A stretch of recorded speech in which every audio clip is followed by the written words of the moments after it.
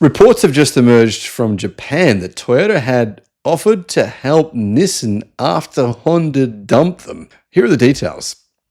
Hello, my friends. Welcome to the channel. I'll be at the Melbourne EV Auto Show on the 27th, 28th, and 29th of June.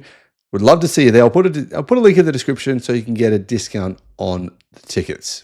So what's this wackiness going on here in Japan? Well, first of all, we know Nissan are going to close 2 factories in Japan. Going to close 7 of their 17 factories worldwide. But neither Nissan or Toyota have disclosed what the discussions were. This is what we know. Negotiations between Nissan and Honda, they ended in February after Nissan's CEO said, we don't want to be subsidiaries to you and what you're asking from us is too much. And Honda said, all right, bye-bye, see ya. So they ended. And then Nissan's CEO was fired. Apparently, right after that, a Toyota executive called Nissan to offer support. Japan's Mainichi Daily reported on the 18th of May. And yeah, we're not sure what exactly happened. Neither Nissan nor Toyota has publicly disclosed discussions on partnering or cooperating, but neither of them have denied that this is what's been happened or this is what's happened. A spokesman for Nissan declined to comment, meaning it did happen. A Toyota spokesman said the company was looking into the report, meaning it did happen.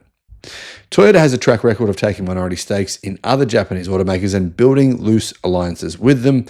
And maybe Toyota thinks it might be able to purchase Nissan at a big discount, which is very likely.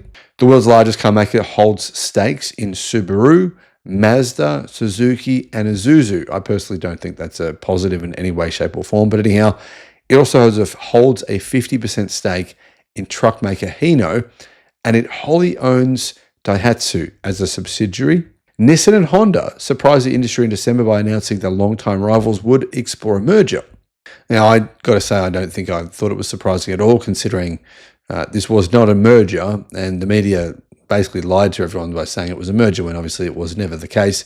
It was, why would a Honda merge with Nissan? There's no reason. It's no logical reason to do that. It's insane for Honda to do that. It was basically a takeover. Talks soon got bogged down in disagreements over management control. And ultimately what was going to happen was that the board and the president of this new company would be from Honda. By mid-February, the companies called off merger negotiations. And I think also Honda might have been thinking by then, do we really want to do this? It's not such a good idea. In the aftermath, speculation mounted about whether Nissan can go it alone, considering its debt's now rated junk or double junk by every major ratings agency in the world, and whether it could find a new partner to shore up its prospects.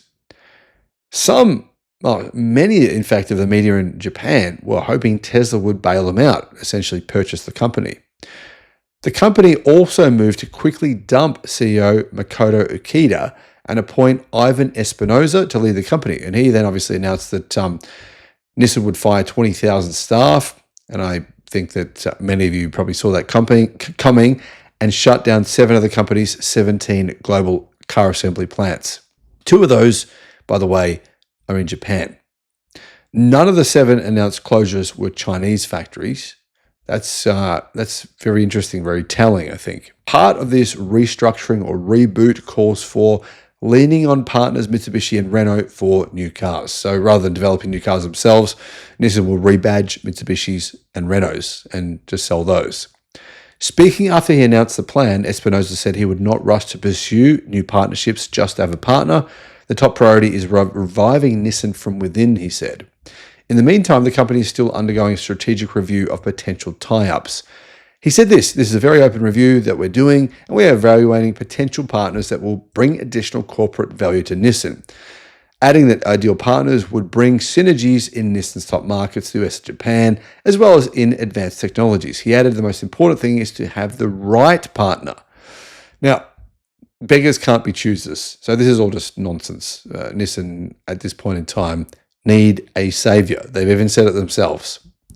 Nissan envisions, though, many tie-up possibilities, he said, including a rapprochement with Honda. Others might include integration, capital investments, or business unit spin-offs, said Espinosa. We have many potential candidates that we can imagine working on or working with, imagine the key word, And there are many ways that we can imagine partnering with somebody, Espinosa said. You could do integration, you could do capital investments, you could do spin-offs for certain business units, blah, blah, blah, blah.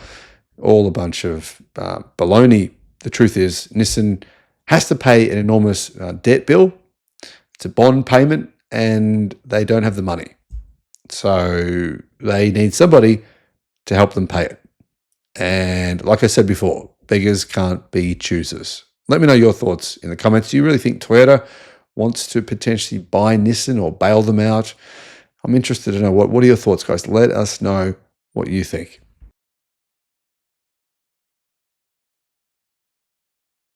Right after I completed this video, news reports around the world are saying Nissan stock price is suddenly up by about 15%, which is a shock for Nissan considering the fact that they were just downgraded by another ratings agency to junk. Why would their stock just go right up when another ratings agency says, don't touch these guys? They're about to go, good chance they're going to be bankrupt very soon. The reason is this. People are speculating. There's news reports saying Tesla could buy Nissan. Seriously, I mean, it's all over the German media. It's in the US media. Particularly, it's in the Japanese media, though. Apparently, this is where the sources are coming from people in Japan, executives apparently in Japan, saying that there are talks between Nissan and Tesla. Now, I think this is all made up, but here's the full story. Another financial credit rating company has downgraded Nissan's debt to junk status.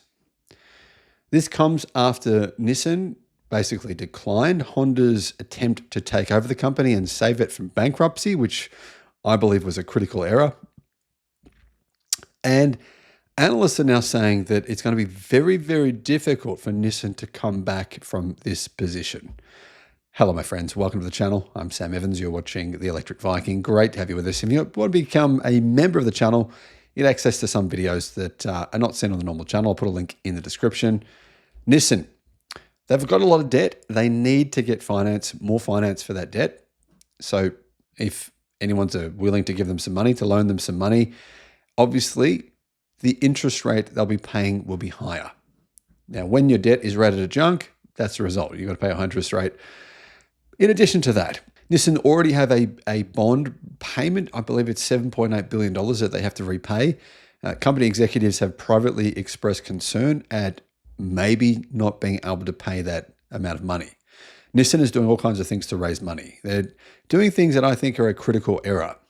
For example, they're offering 10-year warranties to old Nissan car owners. Basically, if you've got an old Nissan car, we'll give you a 10-year warranty.